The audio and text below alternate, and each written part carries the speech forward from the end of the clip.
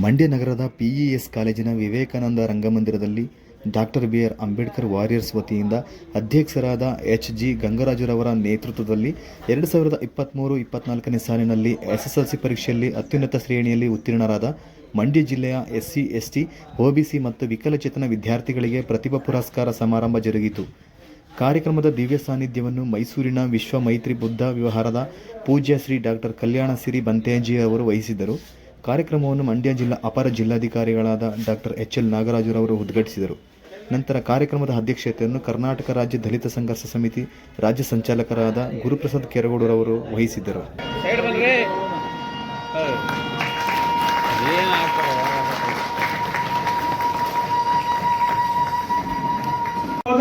ಕುಮಾರಿ Charitha M, Mandya ಇವರು.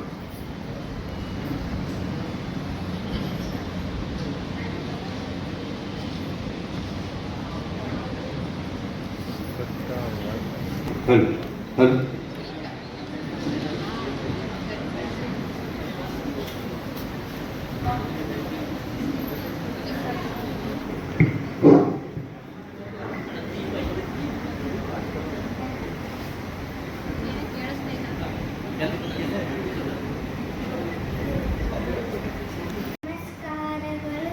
ನನ್ನ ಹೆಸರು ಚರಿತಾ ಎಂ. ನಾನು ಈಗ ಸಂವಿಧಾನ ಪೀಠಿಕೆಯನ್ನು ಹೇಳುತ್ತಿದ್ದೇನೆ. ಸಂವಿಧಾನ ಪೀಠಿಕೆ ದೀಕ್ಷಾ ವಿಧಿ ರಾಷ್ಟ್ರಕ್ಕೆ ಭಾರತದ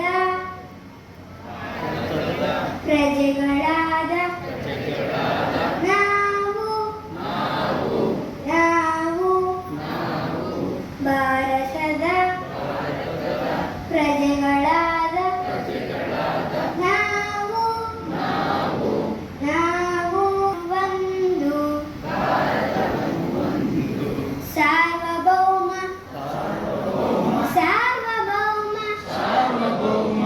ಸಮಾಜವಾದಿ ಡಾಕ್ಟರ್ ಬಿ.ಆರ್. ಅಂಬೇಡ್ಕರ್ ಅವರ ಬಗ್ಗೆ ಮಾತನಾಡೋದಕ್ಕೆ I am being invited. Doctor B R. Ambedkar ಅಂದರೆ ನಾನು ಸುಮಾರು ಒಂದು 20 ವರ್ಷಗಳ ಹಿಂದೆ ನಾನು PhD ಟಾಪಿಕನ್ನು ಆಯ್ಕೆ ಮಾಡಿಕೊಳ್ಳುವಾಗ ನನಗೆ ನನ್ನ ಗೈಡ್ ಅವರು ಒಂದು ಮಾತನ್ನು ಹೇಳಿದ್ರು. ನೀವು ಅಂಬೇಡ್ಕರ್ ಬಗ್ಗೆ PhD ಮಾಡಿದ್ರೆ ನೀವು ಎಲ್ಲ ವಿಷಯಗಳ, ಎಲ್ಲ ಫಿಲಾಸಫಿಗಳ ಬಗ್ಗೆ ತಿಳ್ಕೊಂಡಂಗಾಗುತ್ತೆ. ಆದ್ದರಿಂದ ನೀವು ಇದನ್ನ ಆಯ್ಕೆ ಮಾಡ್ಕೊಳ್ಳಿ, ಡಾಕ್ಟರ್ ಬಿ.ಆರ್. ಅಂಬೇಡ್ಕರ್ ಅವ್ರ ಬಗ್ಗೆ ಆಯ್ಕೆ ಮಾಡ್ಕೊಂಡಿದ್ದಾಗ ನನಗೆ ಬಹಳ ಸಂತೋಷವಾಯಿತು. ಆ ನಂತರ ನನಗೆ ಅರ್ಥವಾಯಿತು, ಡಾಕ್ಟರ್ ಬಿ.ಆರ್. ಅಂಬೇಡ್ಕರ್ ಅವರ ಬಗ್ಗೆ ನಾವು ಓದ್ಕೊಂಡ್ಬಿಟ್ರೆ ಜಗತ್ತಿನ ಎಲ್ಲ ತತ್ವಜ್ಞಾನಿಗಳ ಬಗ್ಗೆ ನಾವು ತಿಳ್ಕೊಳ್ಬೋದು. A great champion of social justice. Doctor B R. Ambedkar is a great champion of social justice, a guiding force. ಅವರಷ್ಟು ಪದವಿಗಳನ್ನು ಪಡೆದಂಥವರು ಆ ಕಾಲದಲ್ಲಿ, ಏಕೆ ಈ ಕಾಲದಲ್ಲೂ ಅಷ್ಟೇ, ಯಾರೂ ಇರಲಿಲ್ಲ. ಅವರನ್ನ ನಾವು ಬಹಳ ಅರ್ಥಪೂರ್ಣವಾಗಿ ವಿಶ್ವಜ್ಞಾನಿ ಅಂತೇಳಿ ಕರಿತೇವೆ. Doctor B R. ಅಂಬೇಡ್ಕರ್ ಅವರನ್ನ ನಾವು ವಿಶ್ವಜ್ಞಾನಿ ಅಂತೇಳಿ ಕರಿತೇವೆ. ನೋಡಿ, ಅವರು ಏನೋ ಒಂದು ಈಗಲಿಟೇರಿಯನ್ ಸೊಸೈಟಿಯ ಸ್ಥಾಪನೆಗೆ ಬೇಕಾದಂತ ಒಂದು ಅರ್ಥಪೂರ್ಣವಾದಂಥ ಸಂವಿಧಾನವನ್ನು ರಚನೆ ಮಾಡಿಕೊಂಡಿದ್ದಾರೆ. ಸಂವಿಧಾನದ 14ನೇ ವಿಧಿ, clause 1 of article 16, clause 2 of article 16, 17 article, ಆಮೇಲೆ ಏನು 36ರಿಂದ 51 ಫಂಡಮೆಂಟಲ್ ರೈಟ್ಸ್ಗಳು, ರಿಟ್ 5 ರಿಟ್ಸ್ಗಳು, habeas corpus, mandamus, certiorari, quo warranto, prohibition, 331, 332, 333 ಎಲ್ಲ ಎಂತ ಅತ್ಯಂತ ಏನು ಅರ್ಥಪೂರ್ಣವಾದಂಥ ವಿಧಿಗಳು. Doctor B R. ಅಂಬೇಡ್ಕರ್ ಅಂದ್ರೆ ಸಾಮಾನ್ಯವಾದಂಥ ವ್ಯಕ್ತಿ ಅಲ್ಲ. ನೋಡಿ, ಎಂತೆಂಥ ಟೀಚರ್ಸ್ಗಳಿಂದ ಅವ್ರು ಪಾಠ ಕಲಿಸ್ತಿದ್ರು ಗೊತ್ತಾ? ಅವರೇ ಹೇಳಿರ್ತಕ್ಕಂಥ ಮಾತಿದು. ನನಗೆ ನನ್ನ ತಂದೆ, my father is my first teacher ಅಂತ ಹೇಳ್ತಾರೆ. ಹೂ ಟಾಟ್ ಮಿ ಗ್ರಾಮರ್. ಅಂಬೇಡ್ಕರ್ ಅವರಿಗೆ ಗ್ರಾಮರ್ ಅನ್ನು ಹೇಳ್ಕೊಟ್ಟಂಥದ್ದು ಅವರ ತಂದೆ. ಆಮೇಲೆ ಅವರು ಫಾರಿನ್ ಹೋದಲ್ಲ, ಕೊಲಂಬಿಯಾಗೆ, ಅಮೆರಿಕಕ್ಕೆ, ಅಲ್ಲಿ ನೋಡಿ ಎಂತೆಂಥ ಟೀಚರ್ಸ್ಗಳು. ಜಾನ್ ಡಿವೆ ಅಂತ. ಯಾಕೆ ಇದನ್ನ ಹೇಳ್ತಾ ಇದ್ದೀನಿ ಅಂದ್ರೆ, ನೀವು ಮಕ್ಕಳು ಇನ್ಫ್ಲೂಯೆನ್ಸ್ ಆಗ್ಬೇಕು, ನೀವು ಇನ್ಫ್ಲೂಯೆನ್ಸ್ ಆಗ್ಬೇಕು. ಜಾನ್ ಡಿವೆ ಅಂತ ಜಗತ್ತಿನ ಶ್ರೇಷ್ಠ ತತ್ವಜ್ಞಾನಿ. ಅವರು ಒಂದು ಕ್ಲಾಸ್ನಲ್ಲಿ ಪಾಠ ಮಾಡಿ ಇನ್ನೊಂದು ಕ್ಲಾಸ್ಗೆ ಹೋದ್ರೆ ವಿದ್ಯಾರ್ಥಿಯಾಗಿದ್ದಂಥ ಅಂಬೇಡ್ಕರ್ ಆ ಕ್ಲಾಸ್ಗೆ ಹೋಗ್ತಾ ಇದ್ರು. ಇನ್ನು ಥರ್ಡ್ ಅವರ್ ಇನ್ನೊಂದು ಕ್ಲಾಸ್ಗೆ ಹೋದ್ರೆ ಆವರೆಗೂ ಹೋಗ್ತಾ ಇದ್ರು. ಜಾನ್ ಡಿವೆ ಅವರಿಂದ ಅವ್ರು ತುಂಬಾ ಇನ್ಫ್ಲೂಯೆನ್ಸ್ ಆಗಿದೆ.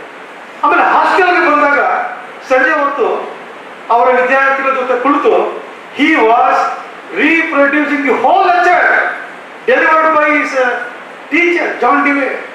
ಇನ್ಸ್ಟ್ರೂಮೆಂಟಲಿಸಮ್ ಅನ್ನು ಅವರು, ಉಪಕರಣವಾದವನ್ನ ಅವರು ಅಡ್ವೊಕೇಟ್ ಮಾಡಿದ್ರು. ತತ್ವಜ್ಞಾನಿಯಾದವನು ಏನು ಅಲೌಕಿಕದಲ್ಲಿ ಜೀವಿಸಬಾರ್ದು, ಲೌಕಿಕ ಜಗತ್ತಿಗೆ ಬರಬೇಕು, ಲೌಕಿಕ ಜಗತ್ತಿನ ಸಮಸ್ಯೆಗಳಿಗೆ ಪರಿಹಾರವನ್ನು ಕಂಡುಹಿಡಬೇಕು ಅಂತ ಹೇಳ್ತಾ ಇದ್ರು. ಅದನ್ನು ಅಂಬೇಡ್ಕರ್ ಎಷ್ಟೋ ಭಾಷಣಗಳಲ್ಲಿ ಕೋಟ್ ಮಾಡಿದ್ರು, ತಮ್ಮ ಪ್ರಿಯ ಗುರು ಜಾನ್ ಡಿವೆ. ಆಮೇಲೆ ಕ್ಯಾಂಟ್ ಅಂತ ಅವರಿಂದ ತುಂಬಾ ಅಚ್ಚುಕಟ್ಟಾಗಿ ಮೂಡಿ ಬಂದಿದೆ ಅಂತ ಹೇಳಿ ಭಾವಿಸ್ತೇನೆ. ಈ ಕಾರ್ಯಕ್ರಮದ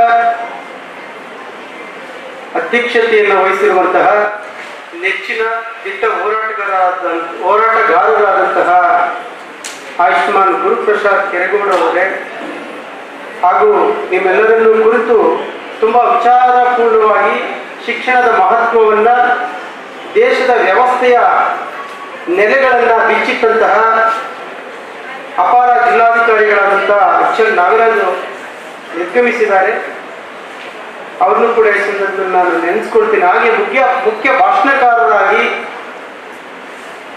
ಡಾಕ್ಟರ್ ಬಿ.ಆರ್. ಅಂಬೇಡ್ಕರ್ ಅವರ ಪರಿಶ್ರಮವನ್ನ, ಸಾಧನೆಯನ್ನ, ಶಿಕ್ಷಣಕ್ಕೆ ಅವರು ದೊರಕಿಸಿಕೊಟ್ಟಂತ ಮಹತ್ವವನ್ನ, ಸಾಮಾಜಿಕ ಕಾಳಜಿಯನ್ನ ಬಿತ್ತರಿಸಿದಂತಹ ಪ್ರೊಫೆಸರ್ ಭರತ್ ರಾಜ್ ಅವರೇ,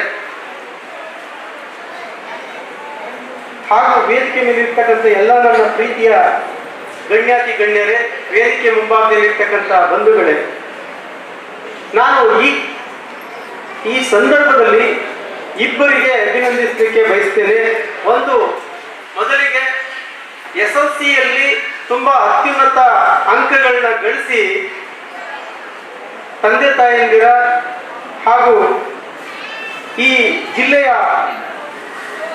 ಹೆಮ್ಮೆಗೆ ಪಾತ್ರರಾದಂತಹ ವಿದ್ಯಾರ್ಥಿಗಳಿಗೆ ಮತ್ತು ಅಂತಹ ಅತ್ಯುತ್ತಮ ವಿದ್ಯಾರ್ಥಿಗಳನ್ನ ಗುರುತಿಸಿ ಅವರಿಗೆ ಪ್ರತಿಭಾ ಪುರಸ್ಕಾರವನ್ನು ನೀಡಿದಂತಹ ಡಾಕ್ಟರ್ ಬಿ.ಆರ್. ಅಂಬೇಡ್ಕರ್ ವಾರಿಯರ್ಸ್ನ ಸಂಸ್ಥೆಗೆ, ಒಂದು ಸಂಘಟನೆಗೆ ನಾನು ಅಭಿನಂದನೆಗಳನ್ನ ಸಲ್ಲಿಸ್ತೇನೆ.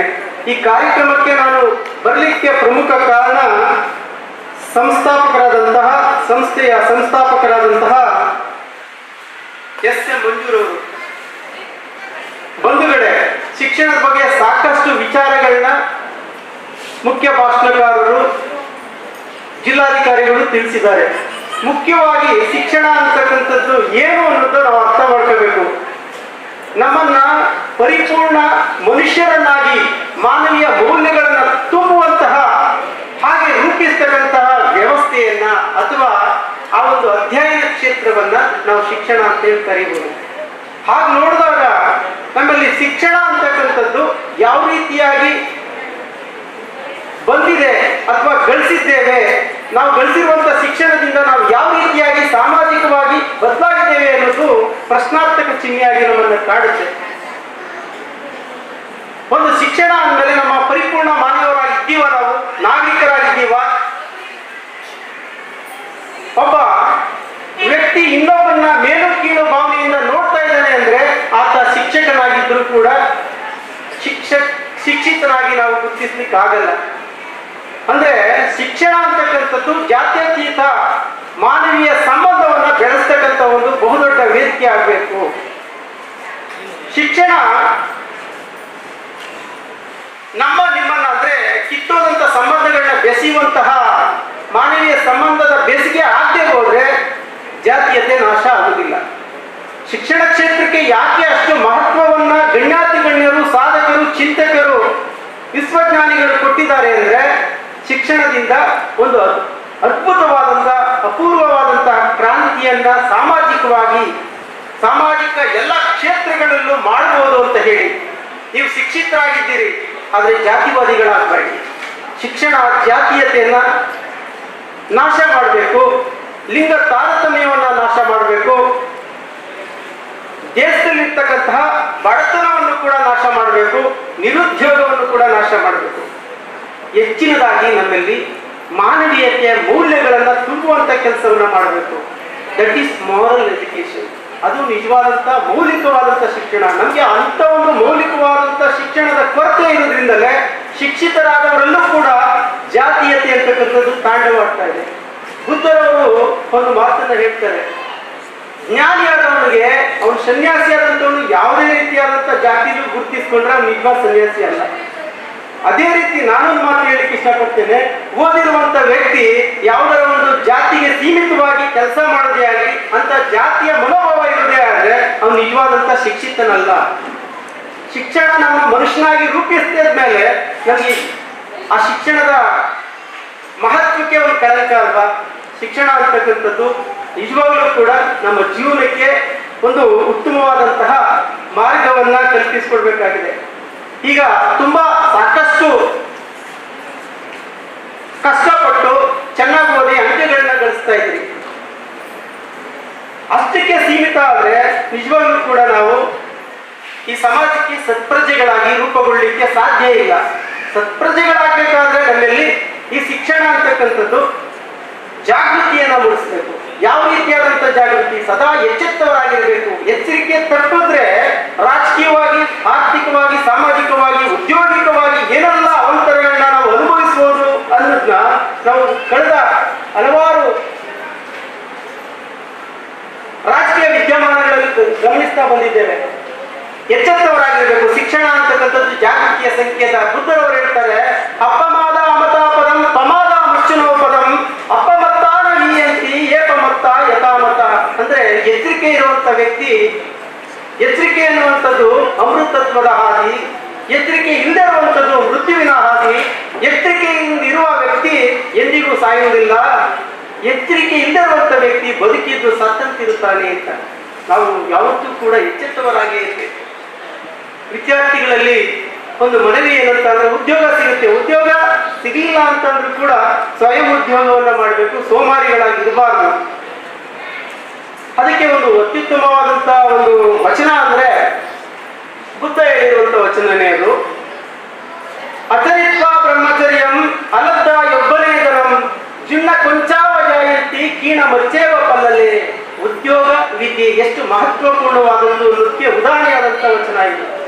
ಅಂದ್ರೆ ಯೌವನದಲ್ಲಿ ಯಾರು ವಿದ್ಯಾವಂತನಾಗುವುದಿಲ್ವೋ ಅಥವಾ ಸಮಣನಾಗಿ ಸನ್ಯಾಸಿ ಜೀವನ ಮಾಡಬಹುದು, ಹಾಗೆ ಮಾಡುವುದಿಲ್ಲವೋ, ಸಂಪತ್ತನ್ನ ಕ್ರೋಢೀಕರಿಸುವುದಿಲ್ಲವೋ, ಉದ್ಯೋಗಸ್ಥನಾಗುವುದಿಲ್ಲವೋ, ಆ ವ್ಯಕ್ತಿ ಮುಪ್ಪಿನ ಸಮಯದಲ್ಲಿ ಮೀನುಗಳು ಇಲ್ಲದ ಕೆರೆಯಲ್ಲಿ ಮುದಿಕೊಕ್ಕರಿಯಂತೆ ಪರಿತಪಿಸಬೇಕಾಗುತ್ತದೆ. ವಿದ್ಯೆ, ಆರ್ಥಿಕತೆ, ಮಾನವೀಯತೆ ಇವೆಲ್ಲ ದೊಡ್ಡವೇ. ಪ್ರತಿಯೊಂದು ಕೂಡ ಒಂದನ್ನೊಂದು ಅವಲಂಬಿಸ್ತಾ ಇರಬೇಕು. ಒಂದನ್ನು ಬಿಟ್ಟು ನನಗೆ ಹಣ ಇದ್ದೇ ಸಾಕು, ಮಾನವೀಯತೆ ಸಂಪಾದನೆ ಮಾಡೋಕ್ಕಾಗಲ್ಲ. ಎಲ್ಲಕ್ಕಿಂತಲೂ ಮಾನವೀಯತೆ ದೊಡ್ಡದು. ಮಾನವೀಯತೆ ಇದ್ರೆ ಸಾಕಷ್ಟು ಬಂಧುತ್ವಗಳು ಬೆಳೀತವೆ, ಸಾಮರಸ್ಯದ ಜೀವನ ನಡೆಸಲಿಕ್ಕೆ ಸಾಧ್ಯ ಆಗ್ತದೆ. ಹಾಗೆ ಸಂಸ್ಕೃತದಲ್ಲಿ ಒಂದು ವಾಕ್ಯ ಇದೆ, ಕಾಕಚೇಷ್ಟೆ ಬಕೋಜ್ಞಾನಂ ಸ್ವಾನ ನಿದ್ರಾ ತಥೈವಶ ಅಲ್ಪಹಾರಿ ಬ್ರಹ್ಮಚಾರಿ. ವಿಷಯ ಸಾಮಾನ್ಯವಾಗಿ ಈ ಸಮಾಜದಲ್ಲಿ, ಈ ವ್ಯವಸ್ಥೆಯಲ್ಲಿ ನಮ್ಮ ವರದಾಸ್ ಸರ್, ಕ್ಷಮಿಸ್ಬಿಡಿ ಸರ್, ಪ್ರೊಫೆಸರ್ ವರದಾಸ್ ಸರ್ ಅವರು ಕೂಡ ಇವತ್ತು ವಿಶೇಷ ಭಾಷಣಕಾರರಾಗಿ ಬಂದಿದ್ದಾರೆ. ನಾವು ಅವಾಗಿನ ಹುಡುಕ್ತಾ ಇದ್ದೆ, ಎಲ್ಲೋದ್ರು ಬಂದೇ ಇಲ್ಲ ಅಂತ, ಹೊರಗೆ ಬಂದ್ರು, ಸಂತೋಷ. ದಯಮಾಡಿ ಈ ಸಮಾಜ ಚೆನ್ನಾಗಿ ಅರ್ಥ ಮಾಡ್ಕೋಬೇಕಾಗಿದೆ. ಡಾಕ್ಟರ್ ಬಾಬಾ ಸಾಹೇಬ್ ಅಂಬೇಡ್ಕರ್ ಅವರು ಏನೂ ಇಲ್ಲದ ಸ್ಥಿತಿಯಲ್ಲಿ, ಯಾವುದು ತನ್ನ ಬಳಿ ಇಲ್ಲದ ಸಂದರ್ಭದಲ್ಲಿ ಎಲ್ಲವೂ ತನ್ನ ಬಳಿಗೆ ಬರುವ ಹಾಗೆ, ಎಲ್ಲವೂ ಅಂದ್ರೆ ಹಣ ಅಲ್ಲ, ಸಂಪತ್ತಲ್ಲ, ಗೌರವ, ಅಭಿನಂದನೆಗಳು ಅವರ ಬಳಿ ಬರುವ ಹಾಗೆ ಮಾಡ್ಕೊಳ್ಳಿಕ್ಕೆ ಏನು ಅವರೊಳಗಡೆ ಇತ್ತು ಒಂದು ಅಂತಃಶಕ್ತಿ. What was a divinity or a great power with in him. ಅವ್ರ ಜೊತೆ ಏನಿತ್ತು, ಅವರನ್ನ ಆ ದಾರಿಯಲ್ಲಿ ಕರ್ಕೊಂಡು ಹೋಗ್ಲಿಕ್ಕೆ ಒಂದು ಸ್ಟ್ರಾಂಗ್ ಸ್ಟ್ರೆಂತ್ ಏನು, ಅಥವಾ ಒಂದು ಸಬ್ಸ್ಟಿಟ್ಯೂಟ್ ಏನು, ಎಲಿಮೆಂಟ್ಸ್ ಏನು ಅಂತ ನಾವೇನಾದ್ರೂ ಈಗ ಸ್ವಲ್ಪ ಯೋಚನೆ ಮಾಡೋದಾದ್ರೆ ಅದು ಶಿಕ್ಷಣ ಅಲ್ವಾ? ಎಲ್ಲ ಒಪ್ಕೊಂತೀವಲ್ವಾ? ಶಿಕ್ಷಣ, education. Education nothing but knowledge. ಈಗ ನಾವೆಲ್ಲ ಶಿಕ್ಷಣ ಅಂದ್ರೆ ಏನ್ ಅನ್ಕೊಂಡಿದೀವಿ? ಓ SSLC 625ಕ್ಕೆ 625 ಅಂಕಗಳನ್ನ ತೆಗೆದುಕೊಂಡ್ಬಿಟ್ರೆ ಅವ್ರು ಮಾತ್ರ ದೊಡ್ಡ ಶಿಕ್ಷಿತರು. 308, 307 ಅಥವಾ ಪಾಸಿಂಗ್ ಮಾರ್ಕ್ಸ್ 235 ತಗೊಂಡ್ರೆ ಅವ್ರಿಗೆ ಶಿಕ್ಷಿತರಲ್ಲ ಅಂತ ಅನ್ಕೊಂಡಿದೀವಲ್ವಾ? ಪ್ರೈಮಾ ಫೇಸಿಯ ಔಟ್ಲುಕ್ ನಾವು ಹಾಗೆ ಯೋಚನೆ ಮಾಡ್ತಾ ಇದೀವಿ ಸಮಾಜದಲ್ಲಿ. ಇದು ಅತ್ಯಂತ ಗಂಭೀರವಾದ ವಿಷಯ. PUC ನಲ್ಲಿ 600ಕ್ಕೆ 600 ತಗೊಂಡ್ಬಿಟ್ರೆ ಅವ್ರು ದೊಡ್ಡ ಶಿಕ್ಷಿತರು, ಶಿಕ್ಷಣವಂತರು, ಓ ಗ್ರೇಟ್ ಅಂತ ಅನ್ಕೊಳ್ತಾ ಇದೀವಿ. ಅಥವಾ ರ್ಯಾಂಕ್ ಬಂದ್ಬಿಟ್ರೆ ಅವರೆಲ್ಲ ಬಹಳ ಬುದ್ಧಿವಂತರು, ಶ್ರೇಷ್ಠರು, ಈ ಸಮಾಜವನ್ನ ಕಟ್ಲಿಕ್ಕೆ ಅವರು ಮಾತ್ರ ಬಲ್ಲರು, ಅರ್ಹರು ಅಂತ ಭಾವನೆ ಇಟ್ಕೊಂಡಿದೀವಿ. ಅದು ನನಗೆ ಎಲ್ಲೋ ಒಂದ್ ಕಡೆ ಅನ್ಸುತ್ತೆ ಇದು ಬಹಳ ಸಣ್ಣದಾದಂತ ಒಂದು ಭಾವನೆ ಅಥವಾ ಸಂಕುಚಿತವಾದಂತ ಭಾವನೆ ಅಂತ. ಆದ್ರೂ ಯಾಕೆ ಈ ತರದ ವಿದ್ಯಾರ್ಥಿಗಳಿಗೆ ಕರೆದು ಸನ್ಮಾನ ಮಾಡ್ತಾರೆ? Doctor B R Ambedkar warriors ಅಷ್ಟೇ ಅಲ್ಲ, ಯಾವ್ಯಾವ್ದೋ ಜಾತಿಗಳು, ಯಾವ್ಯಾವ್ದೋ ಧರ್ಮದವರು, ಯಾವ್ಯಾವ್ದೋ ಸಂಘಟನೆಗಳು ಕರೆದು ಅವ್ರಿಗೆಲ್ಲ ಸನ್ಮಾನ ಮಾಡ್ತಾ ಇರ್ತಾರೆ. ನಾನು ಅನೇಕ ಕಡೆ ಭಾಗವಹಿಸ್ತಾ ಇರ್ತೀನಿ. ಆದ್ರೆ ಇಲ್ಲಿ ವಿಶೇಷ ಯಾಕೆ ಕಾಣುತ್ತೆ ಗೊತ್ತಾ ನನಗೆ? ಇಲ್ಲಿ ವಿಶೇಷ ಯಾಕೆ ಕಾಣುತ್ತೆ ಗೊತ್ತಾ? ಮೋಸ್ಟ್ಲಿ ಪರಮ ಪೂಜ್ಯ ಸ್ವಾಮೀಜಿಯವರು ಇದು ಗೊತ್ತಾಗುತ್ತೆ ನನ್ನ ಸೂಕ್ಷ್ಮ ಭಾವನೆ ಅಂತ ಅನಿಸುತ್ತೆ. ನಮ್ಮ ಕೆರಗೋಡು ಪ್ರಸಾದ್ ಸರ್ಗೂ ಕೂಡ ಗೊತ್ತಾಗ್ಬೋದು ಅಂತ ಅನ್ಕೊಂಡಿದ್ದೀನಿ. ನಿಮ್ಗೆಲ್ಲ ಗೊತ್ತಿರಲಿ, ಸ್ವಾತಂತ್ರ್ಯ ಬಂದು 75 ವರ್ಷಗಳಾದ್ರೂ ಕೂಡ ಶೋಷಿತ ಸಮುದಾಯಗಳು ಬಹಳ ಸಪ್ಪೆಯಾಗಿಯೇ ವರ್ತಿಸುವ ಒಂದು ವಾತಾವರಣ ಈ ಸಮಾಜದಲ್ಲಿ ಇದೆ. ಸಪ್ಪೆ ಅಂದ್ರೆ ಭಾಷೆಯ ಮೂಲಕ ಹೋದ್ರೆ ಬೇರೆ ಇರುತ್ತೆ. ಅದರ ಅರ್ಥ ಅಯ್ಯೋ ಊಟ ಮಾಡಿಲ್ಲ, ದಣಿದಿದ್ದಾರೆ, ಅಯ್ಯೋ ಸುಸ್ತಾಗಿ ಬಸ್ಸಲ್ಲಿ ಬಂದಿದ್ದಾರೆ, ಅಯ್ಯೋ ಕುತ್ಕೊಳ್ಳಕ್ಕೆ ಶಕ್ತಿ ಇಲ್ಲ ಅಂತ ಅನ್ಕೋಬಹುದು ನೀವು ಭಾಷೆಯ ಕಾರಣದಿಂದಾಗಿ. ಆದ್ರೆ ಭಾವನೆಗಳ ಕಾರಣದಿಂದಾಗಿ ಸಮಾಜದಲ್ಲಿ ಇನ್ನೂ ಅಂತ ಸಂತೃಪ್ತ ಭಾವನೆ ನಿರ್ಮಾಣ ಆಗಿಲ್ಲ.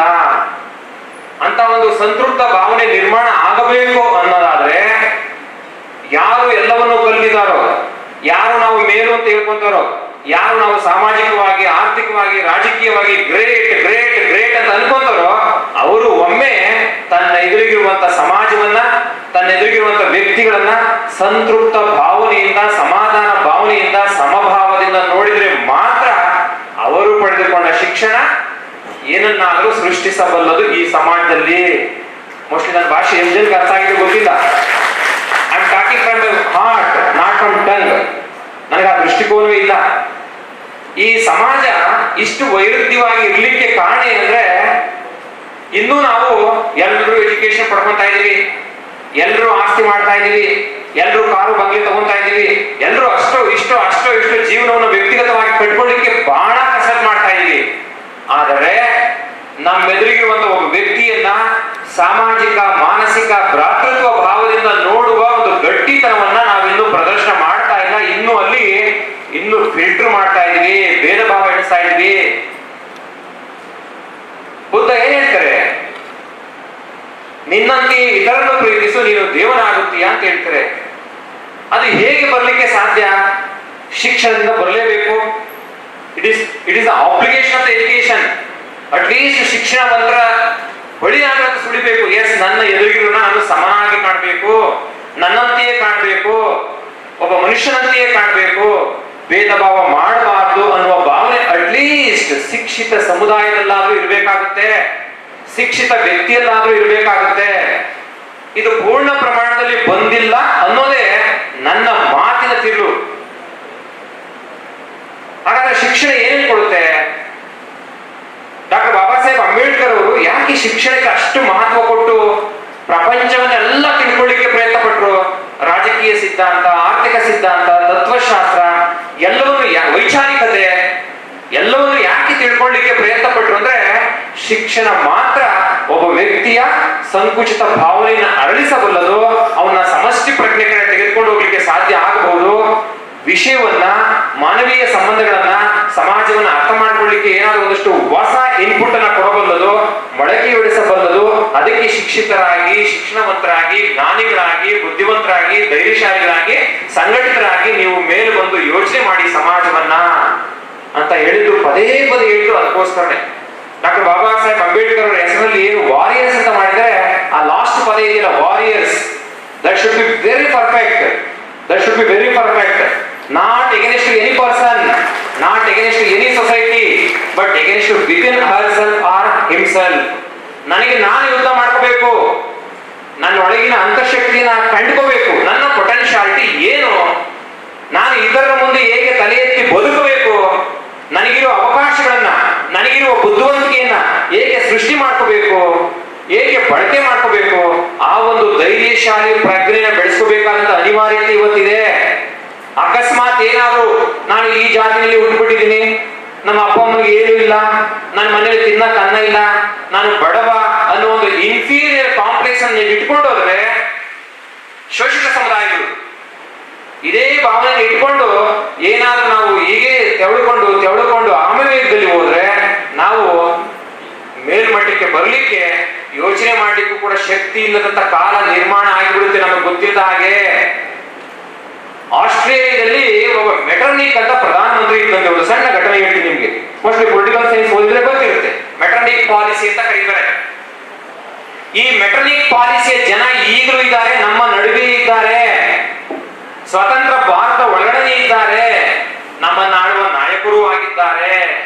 ಈ ಏನು ಈ ಮೆಟರ್ನಿಕ್ ಪಾಲಿಸಿ? ಆಸ್ಟ್ರೇಲಿಯಾ ಪ್ರಧಾನಿ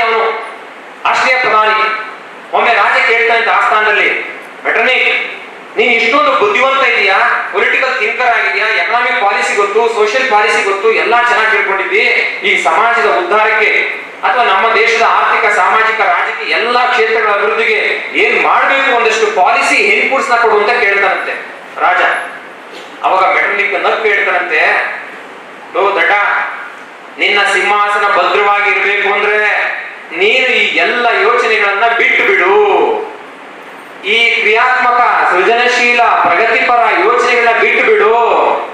ನೀನೇನಾದ್ರೂ ಪ್ರಗತಿಪರವಾಗಿ ಯೋಚನೆ ಮಾಡಿದ್ರೆ, ಸೃಜನಾತ್ಮಕವಾಗಿ ಯೋಚನೆ ಮಾಡಿದ್ರೆ, ಸಮಾಜ ಎಲ್ಲ ನನ್ನದು, ಸಮಾಜದ ಸಮಸ್ಯೆಗಳೆಲ್ಲ ನನ್ನ ಸಮಸ್ಯೆಗಳು ಅಂತ ಏನಾದ್ರೂ ನೀನು ಒಮ್ಮೆ ಎಮೋಷನಲ್ ಬಾಂಡೇಜ್ಗೆ ಬಂದು ನಿಂತ್ಕೊಂಡ್ಬಿಟ್ರೆ ನಿನ್ನ ಚೇರ್ನೆ ಅಳ್ಳಾಡಿಸ್ಬಿಡ್ತಾರೆ ಈ ಜನ, ನಿನ್ನ ಸಿಂಹಾಸನ ಕಿತ್ಕೊಂಡ್ಬಿಡ್ತಾರೆ, ಬುದ್ಧಿವಂತರಾಗ್ಬಿಡ್ತಾರೆ, ಬಂದ್ಬಿಡ್ತಾರೆ ಫೈಟಿಂಗ್ಗೆ, ಎಲ್ಲ ನಿನ್ನ ಓಡಿಸ್ಬಿಡ್ತಾರೆ ಅಂತ ಹೇಳ್ತಾರಂತೆ.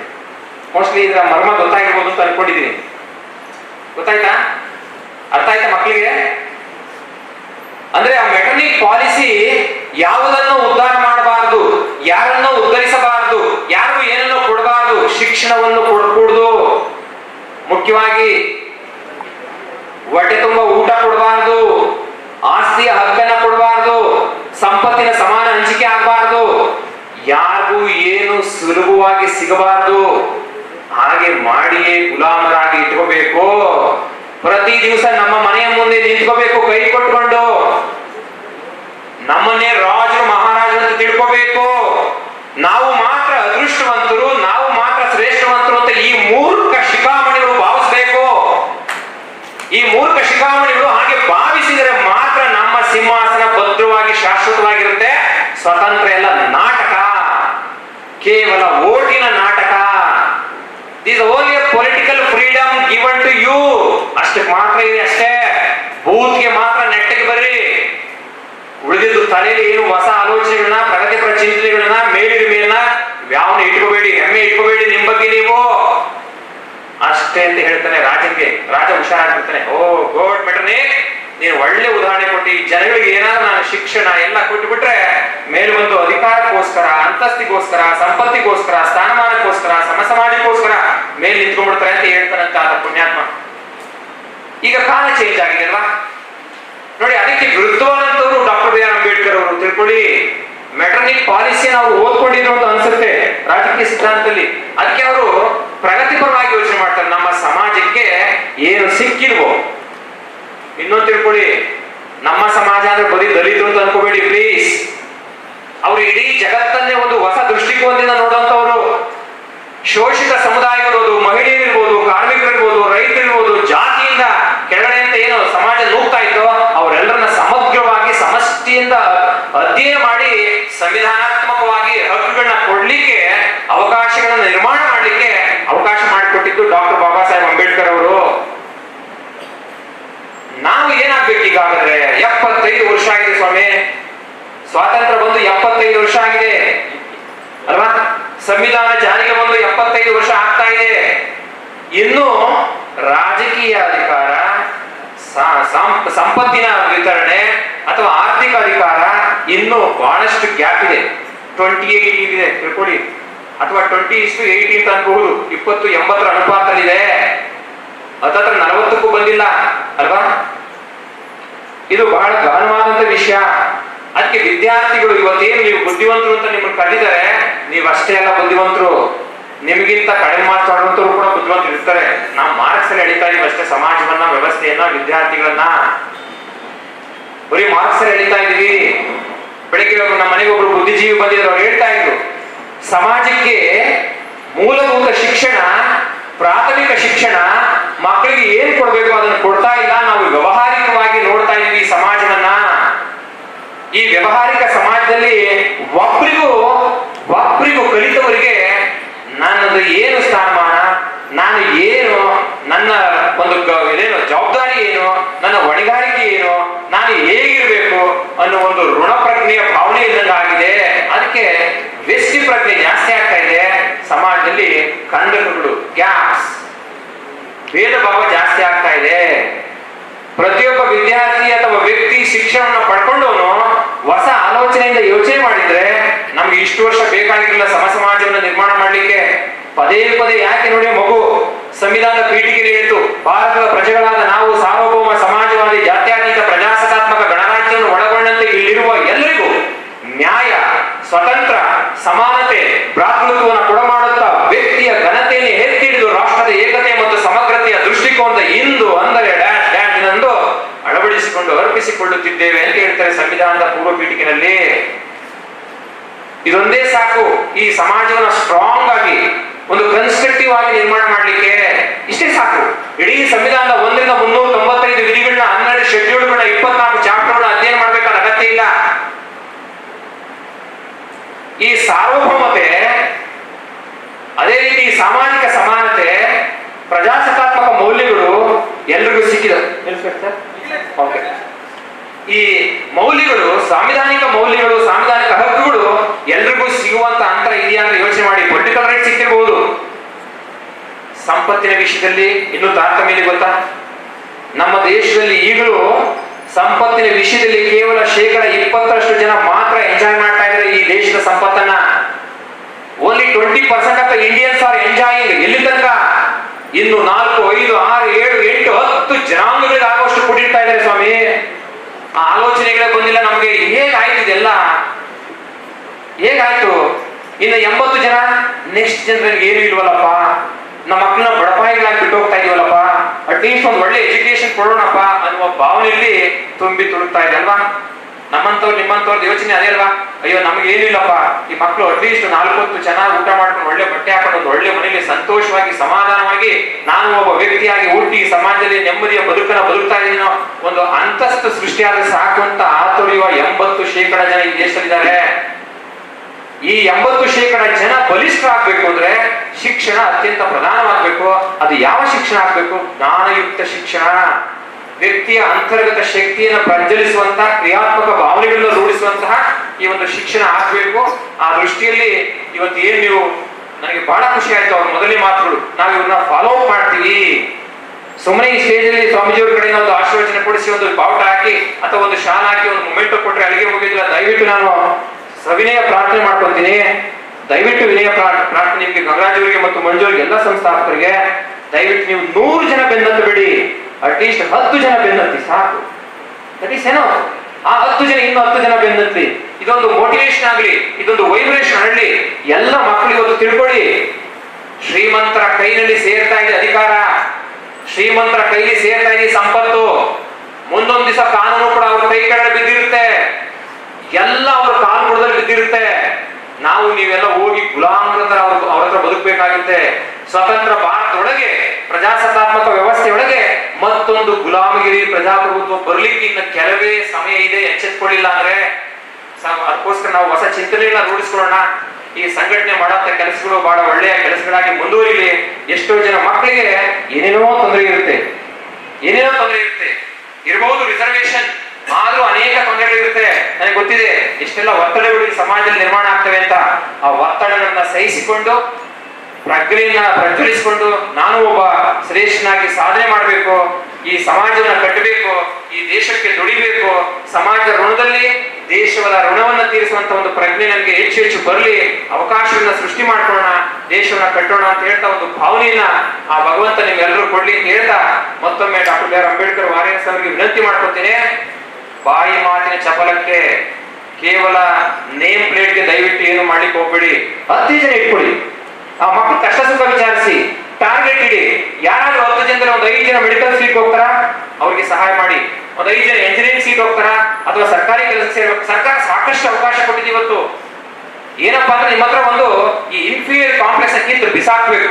ಎಸ್, ಅವನು 3 ಹೊತ್ತು ಹೊಂದಿದ್ದಾನೆ, ನಾನು 2 ಹೊತ್ತು ಊಟ ಮಾಡಿದ್ರು ಪರವಾಗಿಲ್ಲ, ಸಾಧಿಸಿ ತೋರಿಸ್ಬೇಕು. ಅವನು ಒಳ್ಳೆ ಪ್ಯಾಂಟ್ ಶರ್ಟ್ ಹಾಕಿದ್ದಾನೆ, ನನಗೆ ಹೆಂಗೋ ಮೈ ಮುಚ್ಕೊಳಕ್ ಒಂದು ಅಪ್ಪ ಅಮ್ಮ ಬಟ್ಟೆ ಕೊಟ್ಟಿದ್ದಾರೆ, ನಾನು ಸಾಧಿಸಿ ತೋರಿಸ್ಬೇಕು. ಅವನಿಗೆ 5 ಎಕರೆ ಜಮೀನು ಇದೆ, ನನಗೆ ಏನೂ ಇಲ್ಲ, ಸಾಧಿಸಿ ತೋರಿಸ್ಬೇಕು. ಅವನು 3 ಫ್ಲೋರ್ RCC ಬಿಲ್ಡಿಂಗ್ ಇದ್ದಾನೆ, ನಾನು ಗುಡಿಸಲಿದ್ದೀನಿ, ಸಾಧಿಸಿ ತೋರಿಸ್ಬೇಕು. ಯಾರು ಗೊತ್ತು ಈ ಜಗತ್ತಿಗೆ ಮಾರ್ಗದರ್ಶಕ? ಡಾಕ್ಟರ್ ಬಾಬಾ ಸಾಹೇಬ್ ಅಂಬೇಡ್ಕರ್. ಏನು ಇಲ್ಲಿದ್ರು ಇವತ್ತಿಗೂ ಎಲ್ಲರೂ ಜಗತ್ತು ಒಂದು ಮಹತ್ವಾಕಾಂಕ್ಷೆಯಿಂದ ಗೌರವಿಸಲ್ಪಡುವ ವ್ಯಕ್ತಿತ್ವ ಅಂದ್ರೆ ಡಾಕ್ಟರ್ ಬಾಬಾ ಸಾಹೇಬ್ ಅಂಬೇಡ್ಕರ್. ಅದೊಂದು ಸುಮ್ಮನೆ ಉದಾಹರಣೆ ಇಟ್ಕೊಂಡ್ರೆ ಸಾಕು.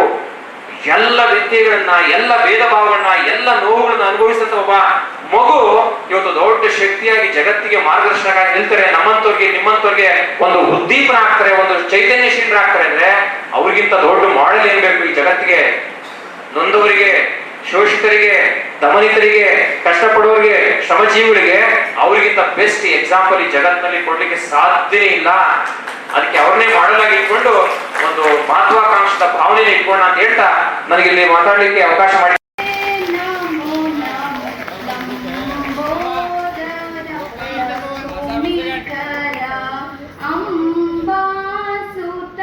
ಹಾಗಿದ್ರೆ ಸಬ್ಸ್ಕ್ರೈಬ್ ಬಟನ್ ಮೇಲೆ ಕ್ಲಿಕ್ ಮಾಡಿ ಹಾಗೂ ನಮ್ಮ ಹೊಸ ವಿಡಿಯೋಸ್ ಅಪ್ಲೋಡ್ಗೋಸ್ಕರ ಪಕ್ಕದಲ್ಲಿ ಕಾಣುವ ಬೆಲ್ ಬಟನ್ ನಮ್ಮೆಲ್ಲ ವಿಡಿಯೋಗಳನ್ನ ಲೈಕ್ ಮಾಡಿ, ಶೇರ್ ಮಾಡಿ ಹಾಗೂ ಕಮೆಂಟ್ ಮಾಡಿ.